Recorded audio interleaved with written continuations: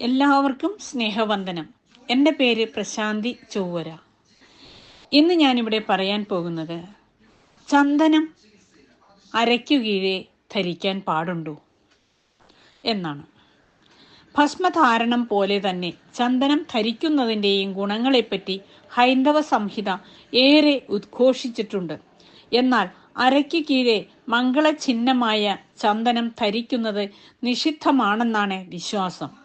ഇതുപോലെ തന്നെ കാലിൽ സ്വർണം ധരിക്കാനും പാടില്ല എന്ന് വിധിയുണ്ട്. ലക്ഷ്മി സാന്നിധ്യം ഉണ്ടെന്ന് വിശ്വസിക്കുന്ന സ്വർണം കാലിൽ അണിയരുതെന്ന് പറയുന്നത് അന്ധവിശ്വാസത്തിലുപരി ശാസ്ത്രീയവുമാണ്. സ്വർണം സ്ഥിരമായി കാലിൽ അണിഞ്ഞാൽ വാദം വരാനുള്ള സാധ്യത ഏറെയാണെന്ന് ഭാരതീയ വൈദ്യശാസ്ത്രം തെളിവുകളോടെ സമർത്ഥിക്കുന്നുണ്ട്. ദേവന് ചാർത്തുന്ന ചന്ദനം മാത്രമല്ല, കളഭം, ഭസ്മം, കുങ്കുമം എന്നിവയും അരയ്ക്ക് കീഴെ ധരിക്കാവുന്നതല്ലെന്നാണ് വിശ്വാസം. ബിംബത്തിൽ ചാർത്തുന്നത് കൊണ്ടാണ് ചന്ദനം അരയ്ക്ക് കീഴെ ധരിക്കരുതെന്ന് പറഞ്ഞിരുന്നതെന്നാണ് ഇതുവരെ കരുതിപ്പോന്നിരുന്നത് പലരും.